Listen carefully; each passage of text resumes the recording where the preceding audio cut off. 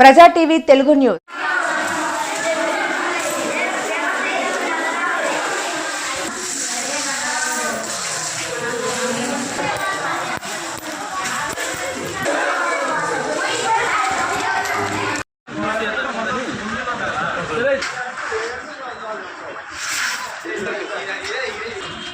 ఉయ్యాలంటారు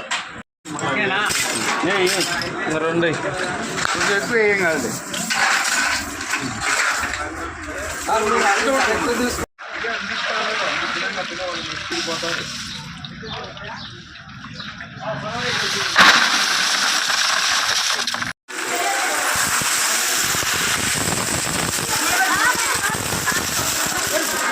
జిల్లా నార్పల మండలం గ్రామంలో వెలిసిన శ్రీ పుల్లాయి స్వామి గూగూడు దేవస్థానం యొక్క చరిత్ర.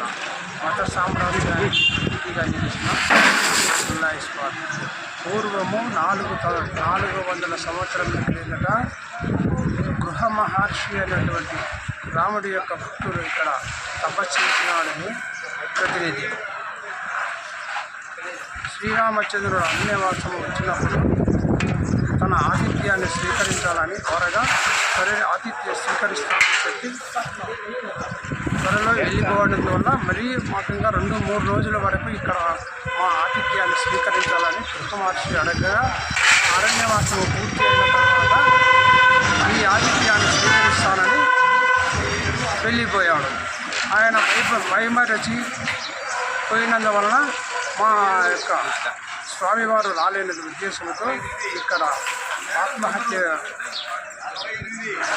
ఆత్మహత్య చేసుకోవాలని నిర్ణయించుకున్న వల్ల ఇక్కడ గృహ మహర్షి తపస్సు చేసినటువంటి గుండమ్మ దగ్గర యొక్క స్థితిని వేసి అక్కడ ఆహుతి కావాలని నిర్ణయించుకున్నారు.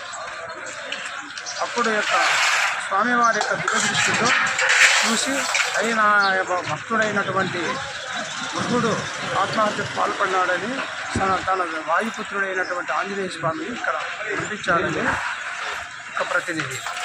అందుకు ఇక్కడ ఆంజనేయ స్వామి వెలుస్తున్నాడు. ఇక్కడ శ్రీ పుల్లాయి స్వామి భక్తులకు యొక్క కోరికలు నెరవేర్చడానికి ఇక్కడ ఈ రూపంలో ఇక్కడ వెలుస్తున్నాడు.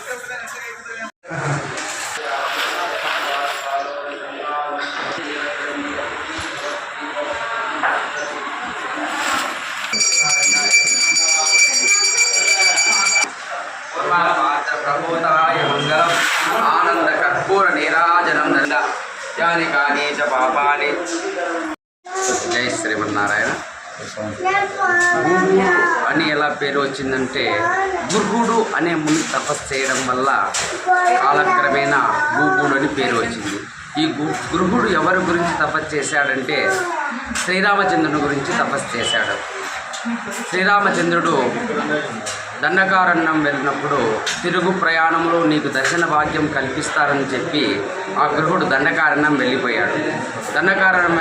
దండకారణ్యం వెళ్ళిపోయిన తర్వాత అక్కడ రావణ యుద్ధము జరగడము, సీతాదేవిని ఆ రావణాసురుడు అపహరించడము అలా జరిగిపోయింది. అప్పుడు ఈ గురుగుడికి పునఃప్రాప్తి దర్శన ప్రాప్తి కలిగిస్తారని చెప్పినటువంటి శ్రీరామచంద్రుడు అక్కడ పని ఒత్తిడితో మర్చిపోయినాడు.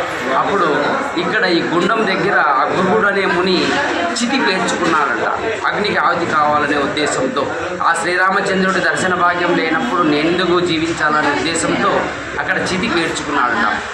అప్పుడు ఆ శ్రీరామచంద్రుడు గ్రహించి ముందుగా శ్రీ ఆంజనేయ స్వామి వారిని పంపించినారని స్థల పురాణం చెబుతుంది.